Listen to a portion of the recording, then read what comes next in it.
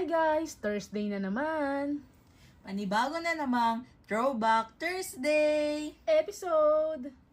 So ngayon guys, ang aming topic for today sa Throwback Thursday namin ay ang plancha. So magsimula muna tayo dun sa pinaka-modern. So syempre ngayon, ang mga modern na plancha ngayon, pwede na siyang steamer. Hindi lang plancha, pwede na ring steamer. So ito yung sample namin. Ayan. At saka maliliit na sila ngayon. So anywhere pwede mo siyang madala. Ayan. Naiikot siyang ganyan. Tapos dito lang nilalagay yung tubig para makapag-steam siya ng mga damit. Ayan guys. Tapos ito yung ilalim niya. O diba? Napaka-modern talaga. Saka anywhere pwede mo siyang madala kasi maliit lang siya. O diba? Okay. So, ito ang modern plancha natin today. So, syempre, dahil throwback tayo, babalik tayo sa nakaraan. Tagadagadagadang. So guys, ito yung gamit naming plancha bago kami bumili nung maliit na planchang steamer. Nagana pa ito. Tas dito yung lakasan nung plancha. Pipihit mo lang ito papunta doon. Depende sa gusto mong init. So, eto guys. Matagal na, subok na. Comment down below guys kung may ganito kayong klaseng plancha.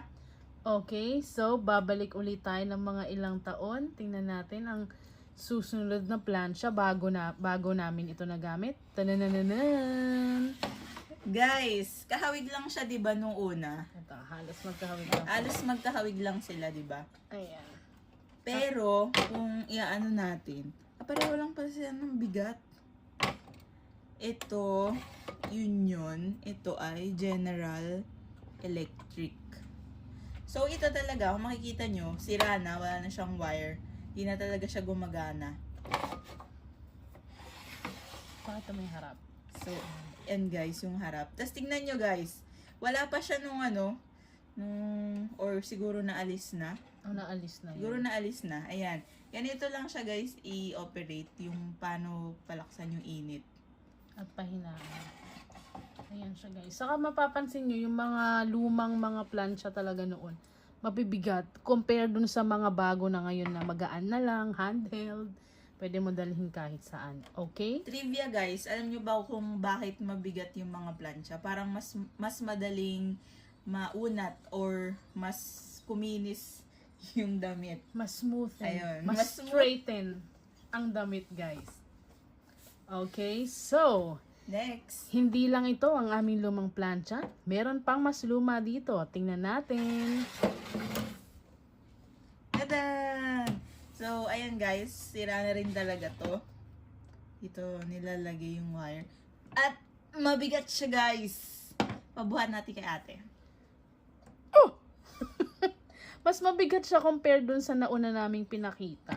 'Di ba? Habang paluma siya ng paluma, pabigat siya ng pabigat. Tapos yung itsura niya, talagang simpleng-simple lang na plancha talaga. Ayan guys, 'di ba? Ganda pa ng likod. Mabigat siya guys. So, ayan yung aming plancha. Ikot natin siya. Ayan.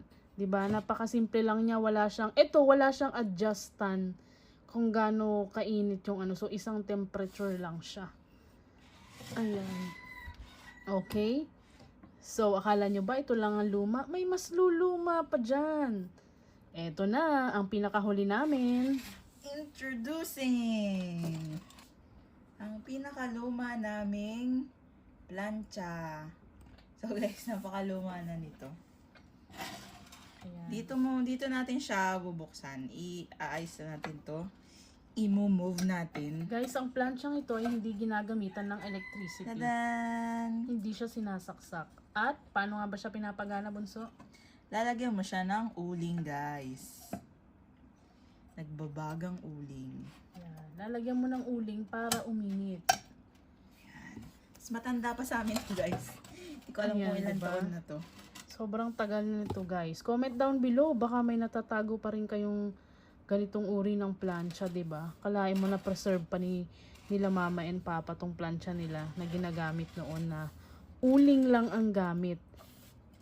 Akalain mo, dito mo talaga makikita yung pagbabago ng panahon natin from walang electricity to electricity, tapos mas pinapagaan pa yung buhay natin, 'di ba? So tingnan natin kung mabigat din ba siya. Oh, mas magaan siya. Kasi nga, tignan mo yung loob niya. Kasi lalagyan siya ng, oo, kasi hollow siya. Hollow siya sa loob kasi nga lalagyan siya ng uling. Tapos tingnan natin yung kanyang, diba? Metal din to guys. Tsaka madumi na Ayan. yan. Tingnan yung kamay mo. Oh. Ayan guys. Ito yung niya, yung ilalim niya. So syempre noon, okay pa siya, mas makintab pa siya dito or mas malinis pa din siya dito. At saka, syempre magtatanong kayo, uling yung ginagamit. Madudumhan ba yung damit? Syempre ang sagot dyan, hindi. Kasi nasa loob naman yung uling. Oo, nasa loob naman yung uling. So hindi yung damit. Hindi siya madudumihan. Although hindi na namin to nagamit. Bali ang gumamit na nito, syempre sila mama and papa nung panahon nila. Hindi namin naabutan na ginagamit nila. Oo. So, yan. Recap tayo. Tingnan natin. So, ito yung pinaka luma naming plancha. Okay. Papakita namin sa inyo. So guys, yun yung pinakaluma naming plancha. Next naman ay ito. Ito guys. Ayan. Next naman na ay ito. Hindi ba siya kita? Kita siya. Teka. Ayan. So far, ayan guys. Ang next. Ayan. At ang pinakahuli natin, tingnan naman natin. So, ito. Ayan siya guys. Ayan. So, ang pinakahuli natin naman ay ito na, yung modern na plancha na anywhere pwede mong mabitbit. So, yan guys. Ayan, ang mga plancha namin sa pagdaan ng mga panahon. Dito mo talaga makikita na unti-unti habang tumatagal ang panahon, ang technology natin ay nag-i-improve. Tingnan nyo naman, di ba?